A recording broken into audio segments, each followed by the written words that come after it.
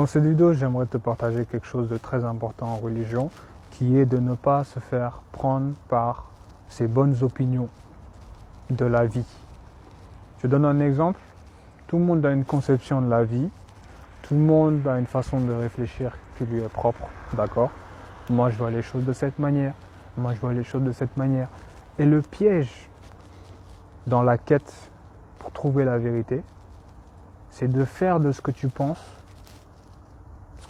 qui est plus ou moins cohérent, une vérité à accepter dans ta vie. Alors que il y a peut-être un texte descendu par le Tout-Puissant qui règle une question. Une question que tu es en train de déjà régler par ton propre opinion, ta propre opinion des choses. J'espère que tu comprends. Les gens vont te dire, oui, mais moi je pense que c'est plutôt comme si, c'est plutôt comme ça.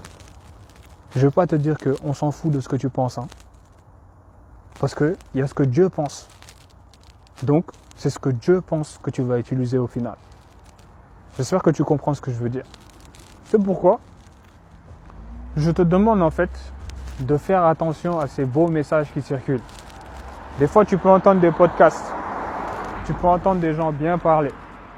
Te dire que oui, même dans la religion, hein, j'en ai vu récemment. J'en prendrai peut-être une vidéo pour reprendre un petit peu ce que je suis en train de te dire ici. Les gens parlent bien. Par exemple, j'avais vu une fois, les gens disaient « Ouais, les religions, non, l'homme il fait de la pagaille dedans. Moi je crois en Dieu, hein, mais voilà, les religions, il y a de la pagaille, etc. » Tu vois, j'ai envie de vous dire, faites attention. On ne suit pas sa propre opinion, même si elle est intéressante, même si elle est assez intéressante. On t'écoute dans un podcast, tu es en train de partager des choses. On dit « Oui, j'aime bien sa façon de voir les choses. » Le ciel s'en fout, hein. Tu m'excuses de parler comme ça, mais je te donne un vrai prêche. Les gens ne prenez pas comme comptant des opinions intéressantes qui circulent. Écoutez, c'est intéressant, mais sachez qu'il y a l'opinion du miséricordieux aussi, hein. Et ça, que les gens soient contre, parce que peut-être ils n'en ont pas connaissance, mais que les gens donnent leur façon de voir les choses et ils sont bien suivis. On les prend pour des intellectuels. Je te donne l'exemple de l'autre là, Jordan Belfort. Je ne sais pas si les gens l'écoutent. Lui, il est en train de dire des choses, mais il dit n'importe quoi des fois, hein. Et pourtant, c'est quelqu'un de très suivi, de très truc. Mais il donne beaucoup sa façon de voir les choses. Il donne des arguments ici et là, mais il y a les opinions du miséricordieux aussi, hein. Donc, tout ce qu'il dit, cette personne si intelligente à tes yeux, au final, ce n'est que opinion personnelle. Et opinion personnelle n'est pas un substitut à l'opinion du miséricordieux. Est-ce que je suis clair ? C'est pourquoi je te dis, je ne veux pas dire laisse blablater, mais fais très attention. Ça peut être intéressant d'entendre des podcasts, des choses, des trucs, mais des fois là, il y a les révélations de Dieu, ce que Dieu en pense, ce que Dieu te dit. Donc, c'est ça qui fait foi.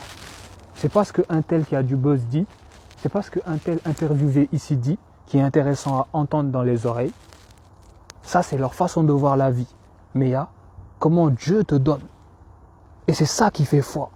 C'est pas eux, ce qu'ils disent, à droite, à gauche, avec le buzz ou non que ça peut avoir, l'envergure ou non de ces individus-là qui sont en train de partager quelque chose. Fais la part des choses. Parce que c'est Dieu qu'il faut suivre, au final, pour réussir. Je te laisse, c'est très important ce que je t'ai dit. Et ça revient avec le message de ne pas parler sans science.